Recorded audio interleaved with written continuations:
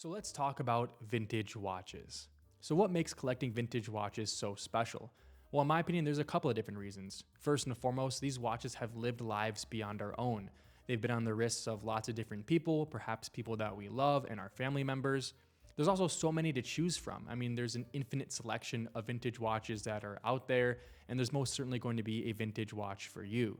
And lastly, I think that these watches tell a story about an era and a period of time where watches were used differently and viewed differently, and that is so cool to me as well. No matter how you slice it, vintage watches are an integral part of the watch community, and in fact, that was actually where I first started as a collector. I started immediately looking only at vintage models because I thought they were just so interesting compared to that of new models. That interest in vintage watches has stayed with me to this day, and that has really prompted the theme for this video, which is the top 5 vintage watches that you can buy under $1,000.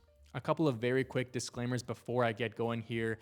Please keep in mind this is my list, it's subjective, so please let me know in the comment section down below what you think of my list and what you personally think is the best vintage watch that you can buy under $1,000. And I also just want to clarify what I mean by best vintage watch. Really, I'm just looking for watches that tell a story, are significant, or are a good deal in my opinion. So that being said, let's hop into the list and let's start off strong here with the Hamilton Field W-4637B. Now this particular reference corresponds with basically the classic version of the Hamilton khaki field mechanical that we all know and love today, a watch that was actually renovated and renewed in 2025 with a power reserve indicator. That's a great watch, but in my opinion, you should be buying the original. You can get it for way under $1,000, really between $400 and $500 is the sweet spot here. And these watches are truly important to American history, to watchmaking history, and it's such a great deal in my opinion on the vintage market. These watches date back to the 1970s, 1980s, and were of course distributed to the United States Armed Forces in the Vietnam War.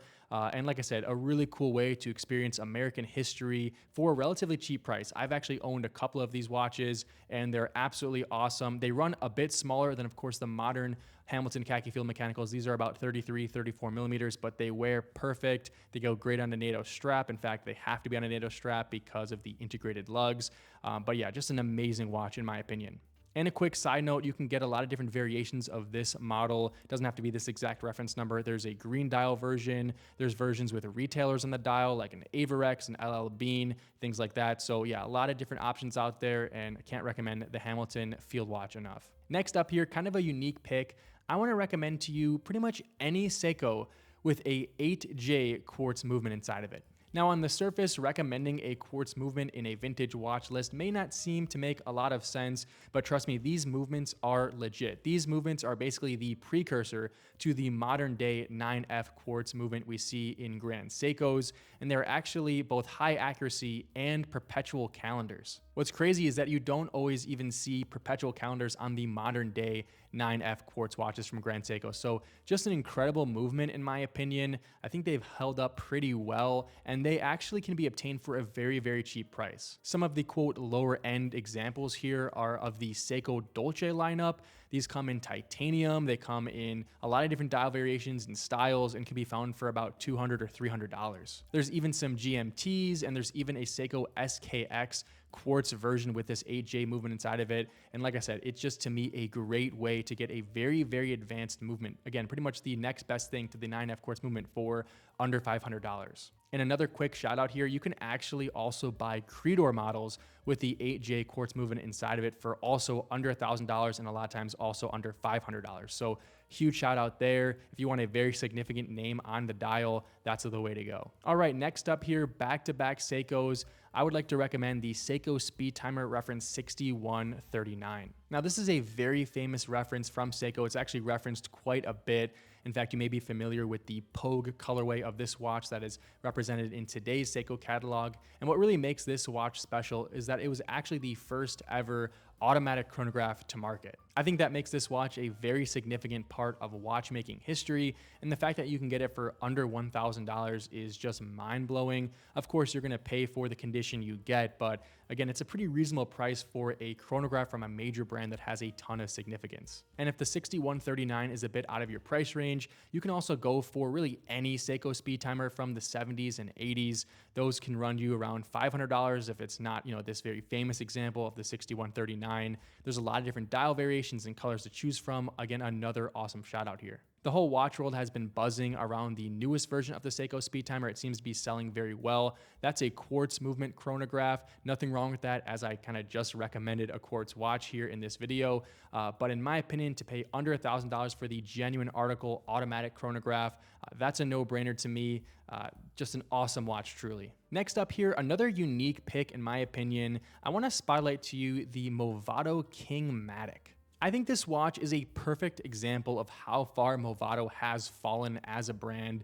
These days, they've kind of gone full fashion brand. Pretty much everything is a quartz watch, nothing really super significant within the watch community. I know the watch community as a whole has kind of turned on Movado to a degree, but if you go back to the 50s, 60s, 70s, they were making some really special watches, and the Movado King Matic is just one great example of it. This watch kind of profiles to me like a really nice daily watch with a lot of dressier elements. And what's really great is that you can find it in a variety of different variations in steel and gold, with and without a date, a lot of different dials. So yeah, really, really cool watch. Again, I think Movado has really fallen off. That's a whole different topic for a whole nother video, but I can attest that the quality of these vintage models are truly special. And I think in general, Movado in the vintage market is vastly overlooked. I know a lot of true watch enthusiasts like yourself definitely are already aware of Movado's exploits on the vintage market, how great their watches used to be. But I think generally speaking, the whole world is not looking at Movado a whole lot. And so I think it does lead to some better prices out there. I personally was fortunate enough to inherit a vintage Movado from the 1960s. Although this is a bit anecdotal, I will say that watch is very well made, and it seems that vintage Movados in general are really, really great, so I would not neglect to look at those watches despite the modern reputation of Movado. Last but not least here, pretty much the undisputed king of vintage watches, the Omega Seamaster. This is probably not the first time, nor will it be the last time that you're recommended to buy a vintage Omega Seamaster. I think that's really for a couple of reasons. First and foremost, let's just be honest, even though the quality of these watches are nowhere near modern Omega, it is really, really cool to have a significant line from Omega's catalog on your wrist for under $1,000 a lot of the time. And secondly, these watches just simply have a ton of choices out there. There are Omega Seamaster DeVilles, Omega Seamaster Cosmics. You can get this watch in gold, in steel, different dial variations, with a date, without a date. There's just so many to choose from. And I think that's what really leads to this being one of the most traded watches on the vintage market. I don't have any stats to back this up, but I do personally think that the Omega Seamaster could be the most highly traded vintage watch, maybe outside of the Rolex Datejust. It's just so popular and it's just all over the place. Vintage Omega Seamasters was where I started as a collector, and I've probably owned like 3 or 4 different ones at this point. But I don't think that actually means it's the type of watch that you are only looking at if you're an entry-level collector. I mean, I really think that of any level of collecting, you can go and look for an Omega Seamaster and find one that fits you. I will say, though, one thing to keep in mind is that these watches are, again, all over the place, so you got to do your research with regard to what parts are inside of them. Make sure they're not Franken watches.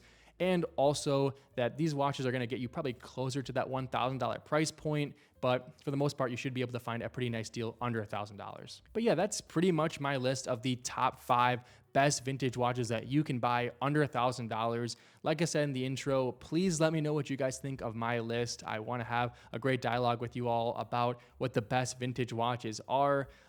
But yeah, I think there's just so many different answers that can be out there. That's what makes vintage watches so special. So I'm really looking forward to interacting with you all down below. And also let me know if you've had any experience with these watches I've named in this video. I would love to hear about your experiences and what you guys think about the watches I named here today. Thank you so much for watching. If you enjoyed, I would greatly appreciate it if you can give this video a like and subscribe to the channel, and I'll see you guys in the next one. Thanks.